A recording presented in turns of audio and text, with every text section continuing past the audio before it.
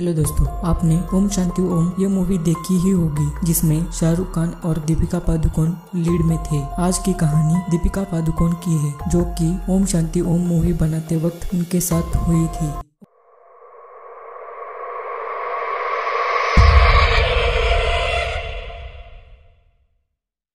ओम शांति ओम ये मूवी बॉलीवुड की एक ब्लॉकबस्टर मूवी रही थी, पर उसी सेट पर दीपिका के साथ एक अनोखी घटना भी हुई थी। मूवी का लगभग सारा पार्ट शूट करके खत्म हो चुका था और सिर्फ लास्ट के कुछ सीन्स शूट करने रह गए थे। लास्ट में एक भूत वाला सीन था। वो सीन बहुत इमोशनल था और बहुत ही जबरदस्त था, पर वो सीन करने से पहले दीपिका ने बहुत मेहनत की थी। वो सीन जब शूट करना था उससे 3 दिन पहले दीपिका पादुकोण और बाकी के टीम मेंबर्स एक होटल में रुके थे।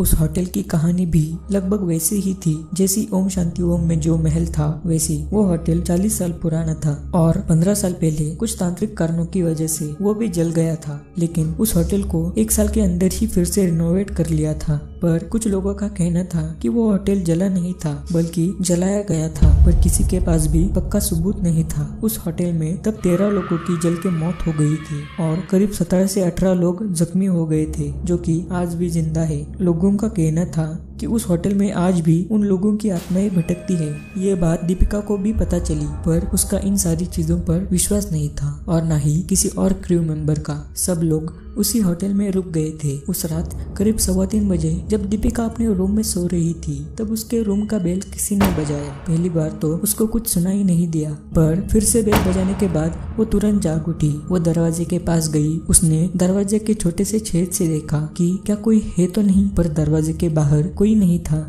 दीपिका फिर से सोने चली गई, पर फिर से डोरबेल बजी और दरवाजे के नीचे से एक आधा जला हुआ पेपर किसी ने अंदर डाला। दीपिका ने वो पेपर उठाया, वो पूरा खोला। उसमें लिखा था 13 और उसके आगे कुछ भी नहीं लिखा था। दीपिका थोड़ी सी डर गई थी, तो उसने उस चिट्ठी के बारे में पूछने के लिए तुरंत रिसेप्शन में कॉल किया। उधर एक आदमी बोल रहा था, तो उसने दीपिका से कहा, जी मैम, मैं CCTV में देखकर बताता हूँ कि आपके दरवाजे की डोरबेल किसने बजाई थी। और उस आदमी ने CCTV फुटेज देखा और उसने कहा कि मैडम 3:15 बजे के आसपास तो वहाँ पर कोई भी नहीं था, आपको कोई वहम हुआ होगा। दीपिका ये बात सुनकर शॉक हो गई थी। अब वो थोड़ी सी चिंतित थी, पर कल शूटिंग पे भी जाना था, तो वो उसके बारे में ज्यादा ना सोचते हुए सोने चली गई। और फिर थोड़ी देर बाद उसे एक सपना आया जिसमें वो होटल जल रहा था। वो इधर उधर देख रही थी। होटल में लगी आग से उसको कुछ भी नहीं हो रहा था, पर लोग चिल्ला रहे थे। कुछ लोग मदद की भीख मांग रहे थे, तो कुछ लोगों की लाशें वहाँ पर पड़ी थी। दीपिका ने वहाँ पर एक कैलेंडर देखा जो जलने ही वाला था और वो एकदम से पीछे हो गई।